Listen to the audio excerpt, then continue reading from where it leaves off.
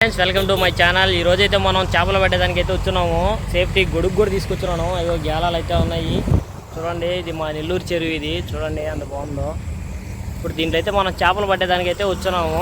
అక్కడ మా బావు కూడా పడతా ఉన్నాడు చేపలు. ఆయన దగ్గరికి కూడా వెళ్ళి చూద్దాం ఏం పట్టున్నాయి ఏందని. మా అన్న వాళ్ళు ఇంక వాళ్ళు అయితే ఇంక అట్టు పోయి ఇంకా అట్టు ఆ చెట్టు దగ్గరికి, ఆ చెట్టుది పెద్ద చెట్టు ఉంది కదా అక్కడ, ఇదిగో అక్కడికి వెళ్ళి ఎర్రలు అయితే లోడుతూ ఉన్నారు. ఇంకా నిన్న కూడా అయితే ఒకసారి వచ్చాం మేము. నిన్న వచ్చి అదిగో అక్కడ కనిపిస్తుంది కదా ఇంకొక చిన్న చెట్టు, అక్కడ ఆ చెట్టు కాడ అయితే నిన్న వచ్చి చేపలు అయితే పట్టాము.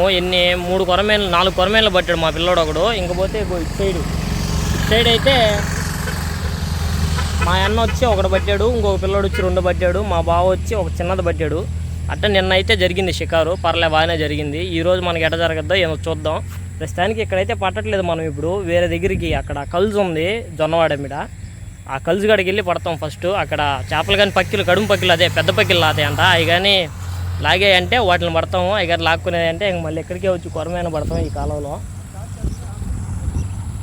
చూడండి చాలా పెద్ద కాలం ఇది. ఇటు నుంచి ఇట్లా ట్రెండింగ్ ఉంటుంది. అక్కడ నరసింహస్వామి కొండ ఉంది, అటు పక్క అక్కడ దాకా ట్రెండింగ్ ఉంటుంది కాలువ. ఇది చాలా పెద్ద కాలువ.